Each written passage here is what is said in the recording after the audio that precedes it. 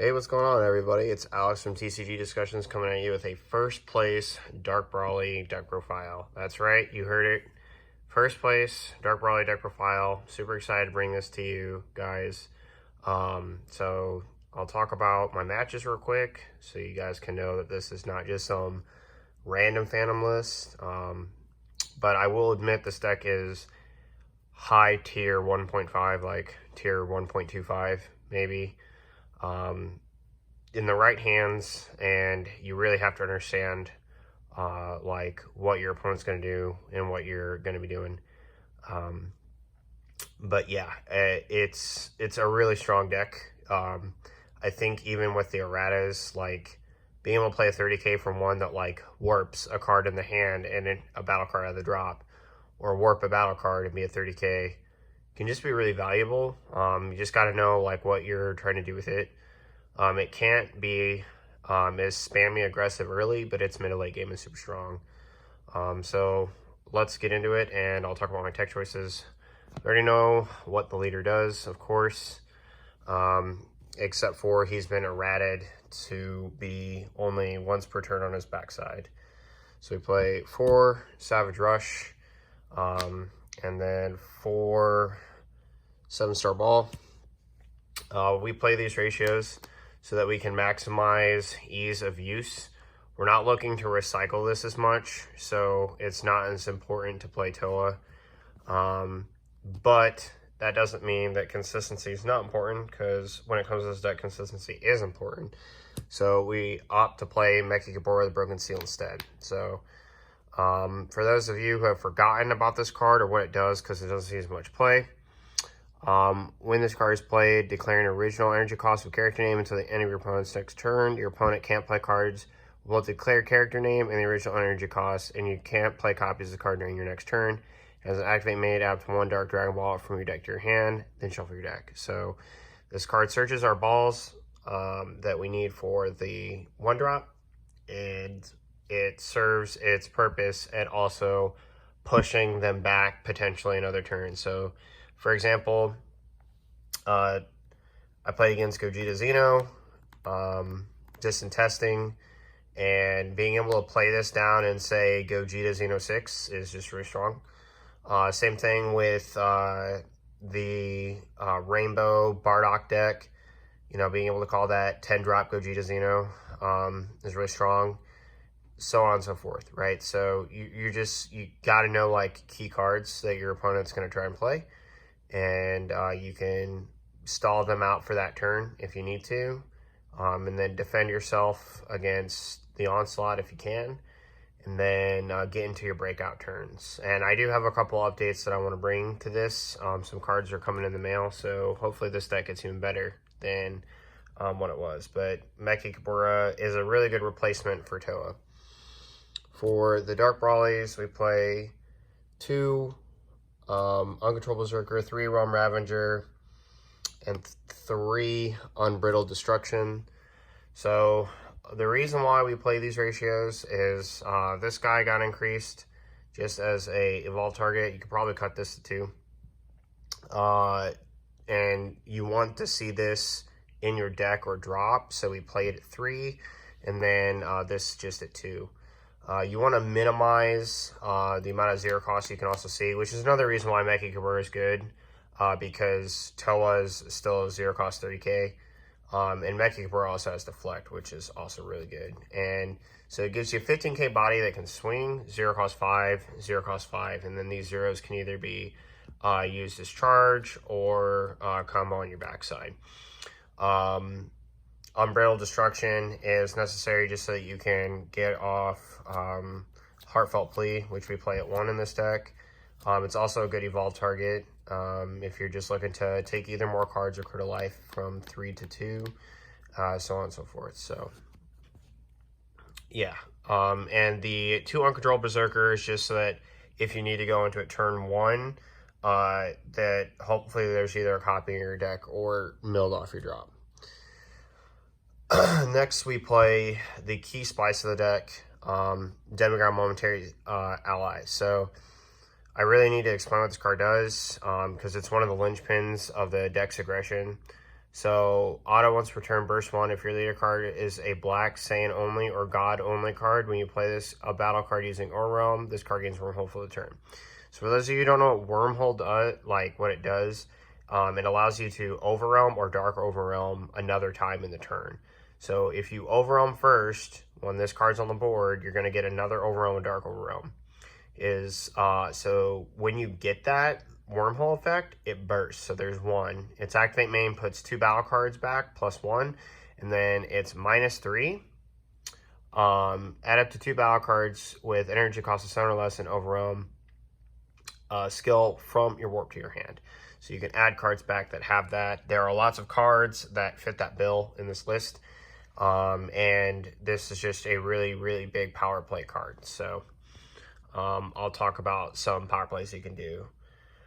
Next, we play 4 of the reprinted Spice. Demon God, True Power Unleashed.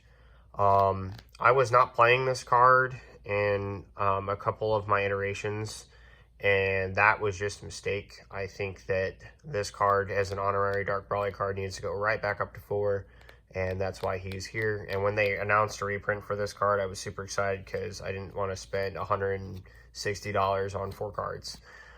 So it was much cheaper getting them for 5. And yeah, I just this card is bonkers in this deck. So I'll talk about some combos here in a second, but it's just still really an impressive card that your opponent really needs to get rid of quickly. Next, for our Gogeta package, we play 3 SS3 Gogeta, 3 in the Dark Empire. This card just continues to be busted. Not a lot to say. And then we play 1 Vegeta thwarting the Dark Empire, and then 3 Feigned Greetings. And then for the rest of our package, we play 3 SS4 Son Goku thwarting Dark Empires. So one thing I'm going to say is I got 3 Beyond All Limits tonight, so I'm probably going to change all 3 of these to Beyond All Limits. But when I get Robelu in the mail, which is one of the cards I'm going to have incoming, I'll talk about that in a bit. But it's going to become a 4 split, 1 of this, and then 3 of the others. These cards are, this card in particular, these 2 are really optimized off of Rebellu. So not a lot to say about these 2 for now. You're never really going to play these. It's just why I want Beyond All Limits in place of this. This card kind of acts like a mini secret ID, so you do kind of play this. I did play this today. I warped some cards, and then I swung for crit. But this guy you 1000% play. He's way more important now. Reason being is that 1, he's a free Overwhelm, so he's not going to cost you anything. And with Demigra on the board, he basically counts as 2. So that's like really good. And then next we play 3 Brainwash No More. This card immediately went to 3. It's a card I might consider bumping to 4. For those of you who don't know what it does, it's not just one of those like cheeky tech cards. It's gonna haha, you fell for it. So Overwhelm 6, when this card is played using Overwhelm, you place up to 3 black battle cards from your warp to your drop area. And then everyone knows his activate main to be able to basically crit a life for 1 black energy, and then you can't take damage for that battle, right? So that's the cheeky haha thing. But this card's actually kind of dumb when Demigra's on the board, because between it, your leader, and so like you have the burst when you bring this card in, so that's going to be 1 card. Then you have this card's effect to put back 3. You have your Unisons +1 to put back 2 more, so that's 6. That's another Overwhelm. You can see where this is going. And then you're going to be able to, you're going to be able to put 3 more back with your leader. So you can just stack 9 cards and drop air really quickly. I think this is just really good. To like make it even better, like if you think about it, you could do Brainwash No More and a Brainwash No More with the Wormhole, right? And you could technically have 6 more cards back in your drop area between. So you put 3 back for this, 3 back for the unison, overwhelm for another one, put 3 back for that, 3 back for the lead, and you have 6 set up for another play. If you can get another battle card or something in there, right? So maybe bring back a Brawly, and everything I just outlined right there is free, which is one of the things that makes this deck so good. And then next, on to our defensive lineup, we play the 4 Prince Vegeta Super Combo. Not a lot to say about that card. 4 Protector of the People. This is a must play in Dark Brawly now. Like, it just is, because we play some cards that are just really bad. Also, it helps deter aggro. Like, this deck's probably worst matchup now is aggro, and Protector is just like one of the best cards in the game against aggro. So yeah. And then for our 2 1-ofs, kind of like our secret rares, Heartfelt Plea and Heroine's Lineage. So Heartfelt Plea, I didn't activate and resolve this once, but in testing, when I have activated and resolved it, it's just as dumb as it always was. This card should be banned, and it's not, so that's a thing. And then Heroine's Lineage, just because right now I don't have Rebellu, but if I had Rebellu, there is no chance I would play this card over Rebellu. Rebellu as a secret rare in this variant of this deck is completely busted. So I guess I'll start there. So Rebellu's the final piece coming in the mail. I want to get Winter Thwartings again, and Foil Demigras, so we'll look at getting that foiled out one day. But Rebellu is a secret rare that Dark Overwhelms for 2 energy, Dark Overwhelm 8. So you can Overwhelm, get Wormhole, then Dark Overwhelm, okay? And if the Demigras on the board. So you can play like a Feigned Greeting, and then you can Dark Overwhelm for the Rebellu, and she pulls out basically like any 2 cards that have Overwhelm and different names. I'm not sure if there's like an energy cost requirement, but all I know is that every card in here has basically Overwhelm. Actually, just do one of these. Do one of, just so you guys can like kind of see the card pool, and it starts to make sense, right? Like why you would want to play Rebellu in this. Beyond All Limits will also be in here, but basically Rebellu can pull back any of these cards, and it's ridiculous, right? Because Thwarting's Thwarting. This card also is the same. So these 2 cards are going to net you a effect. So this is going to take a card out of their hand. This card's going to warp a card on their board. And they are not going to go away because they're not being played off of Overwhelm. They're going to stay. This card, when it swings, autumn this card attacks, draw a card, and then switch this card to active mode at the end of the turn. And then Feigned Greeting doesn't do anything. This card is a 30k crit. And this card doesn't do anything. So these 2 really don't do much, but they can be 30k beat sticks. And then each of these has either some sort of play or does something, right? And Beyond All Limits won't have a play effect either. But here's what's important, okay? Even these cards will have value, and same with the Beyond All Limits. The reason they would is because Rebellu also has a secondary effect auto. You can, when your opponent attacks, you contribute one of your cards with Overwhelm in its text and negate the attack, and that's not once per turn. So all your Overwhelm and Dark Overwhelm cards on the board now become negates. So then if you like Protector of the People, get your turn back, basically. Like the thing I've always talked about with Dark Brawly, you're able to get your turn back. You just kind of like break your opponent, right? This deck also revolves around hand destruction a lot. Like you can rip your opponent's hand pretty thin, and you draw a ton of cards. So between, let me find him here, between Realm Ravager, right? this card being critical, this card taking a card, this card taking a card. Like, these bottom four, really, really strong in terms of hand destruction. Technically, this card technically is, but you're not really going to ever resolve that hand destruction effect. They're just probably going to take a life. And, you know, you can put a 30k beat stick and take a card from your opponent's hand. And your next turn, you can play this 30k beat stick and take a battle card and another card from your opponent's hand. So there's just a lot you can really do with this deck. And the fact that your leader can also take your 30ks and turn them into 5k combo power while they're tapped is really strong.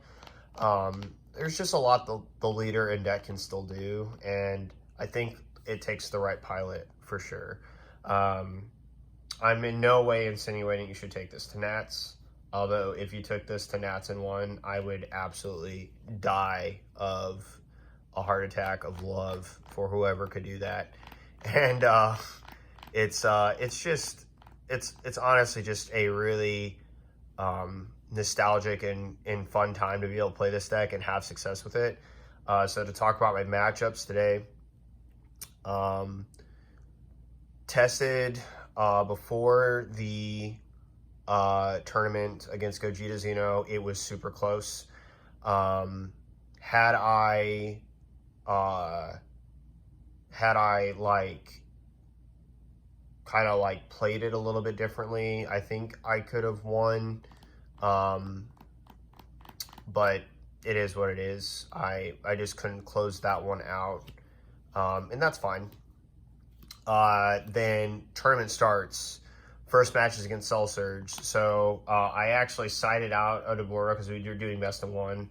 I knew hand destruction was in the room, so I sided out one Mecha Kabura, the Broken Seal, putting me down to 49, and then sided in 3 Debura Ritual at hand, putting me at 52.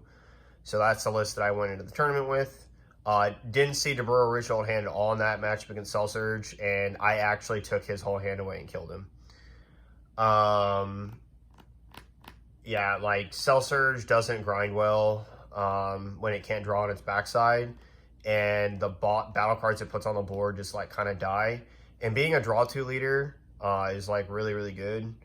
Having Heartfelt Plea would have felt nice, too, but he decided to not join the party. This card drawing is really good. This card drawing is really good. This card making them lose the cards, like, strong, and same with this. Like, these two just, like, basically being +1s by taking those cards away. Your leader getting that draw ability off of it, like his draw ability off his backside is really strong. And your like awaken turn is just like huge. If you take a life, swing, draw a card, draw 2 to awaken, and then like draw on the other side, it's like massive plus, and then play down like a Demigra or something like that. Like it just kind of gets good. But I beat him. Then round 2 played against Mecha Kabura. He had 60 cards and I decked him. I just don't know how that was possible, but it's what happened. And again, didn't feel like I was in any position to lose that whatsoever. My cards are bigger, hit harder. He can't take any of them because they're too big for the leader. And then to make it worse, like cards like Poutine and like the discard negates that like flood you are super bad against this deck. Yes, they like stop you, but when I can still overwhelm 2 Feigned Greetings or like bring this guy out in a Feigned Greeting and you played a card and you discarded a card, I'm going to then make you get rid of 2 more cards out of your hand. So like it's just super minus for you, and I don't really care that much. Like if I have to stop, especially if I have like Protector or my SCR lineage in hand, like I'm totally golden. And then final round played against Rainbow Bardock. It was super close. But because I played Mecha Kabura, the Broken Seal in the deck, like I totally won the game. And it's a main deck tech that I would run from here on out because it's way better than Toa. Like Toa, like the thing is with Toa, like she's just too late, right? It's just honestly too late. And her getting outed just feels super bad.